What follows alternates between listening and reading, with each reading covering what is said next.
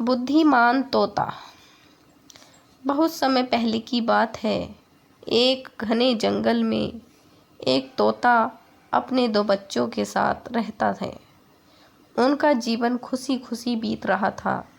एक दिन जंगल से गुजरते एक शिकारी की दृष्टि तोते के बच्चों की खूबसूरत जोड़ी पर पड़ी। उसने सोचा कि राजा को देने के लिए ये तोते बहुत सुंदर उपहार हैं। वह उन तोतों को पकड़कर राजा के पास ले गया। जब उसने वे तोते राजा को उपहार स्वरूप दिए तो राजा बहुत खुश हुआ और शिकारी को उसने 100 सोने के सिक्के इनाम में दिए। राजमहल में लाए जाने के बाद तोते सबके आकर्षण का केंद्र बन गए। उन्हें सोने के पिंजरे में रखवाया गया। हर समय सेवक उनके आगे पीछे दौड़ते रहते थे। नाना प्रकार के ताजे फल उन्हें खिलाए जाते। राजा उनसे बहुत प्रेम करता था। राजकुमार भी सुबह शाम उनके पास आकर खेला करता था। ऐसा जीवन पाकर दोनों तोते बहुत खुश थे।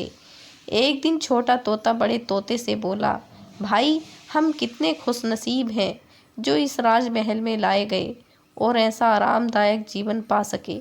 यहाँ हर कोई हमसे कितना प्यार करता है, हमारा कितना ख्याल रखते हैं। हाँ भाई, यहाँ हमारी ज़रूरत की हर चीज़ बिना मेहनत के हमें मिल ही जाती है। हमारा जीवन पहले से अधिक आरामदायक हो गया है।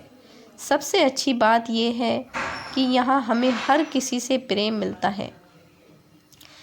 तोते को राजमहल का आनंदपूर्ण जीवन बहुत रास आ रहा था, लेकिन एक दिन सब बदल गया।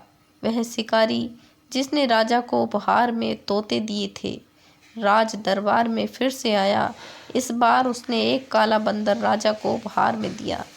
अब काला बंदर राजमहल में सबके आकर्षण का केंद्र था।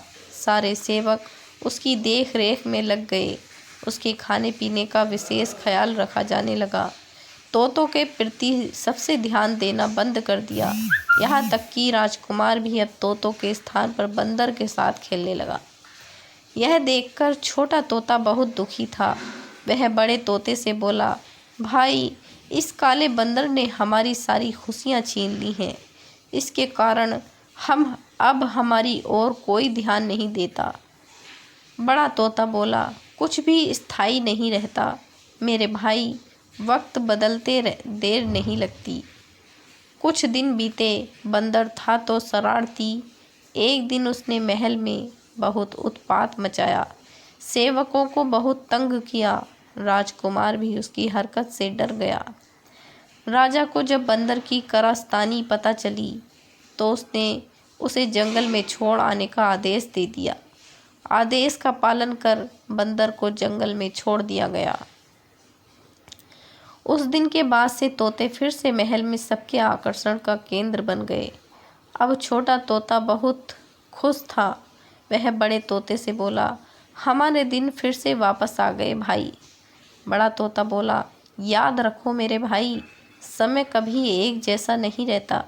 इसलिए जब समय साथ न दे तो दुखी नहीं होना चाहिए।